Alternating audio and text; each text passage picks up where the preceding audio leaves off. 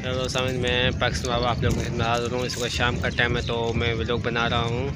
सो मैंने आप सब ठीक होंगे। तो आप मेरे आँख में देख रहे हैं सूजी हुई है, इस आँख में बहुत तकलीफ़ भी है।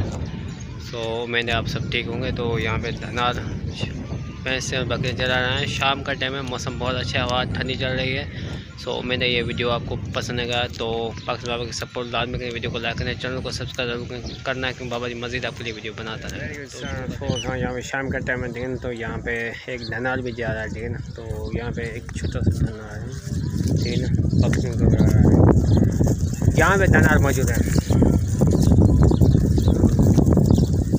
ठीक है। सो इसको शाम के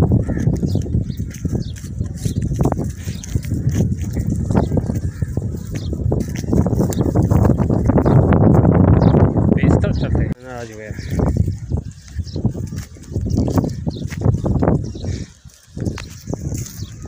यहाँ पे छोटा सा धनार है।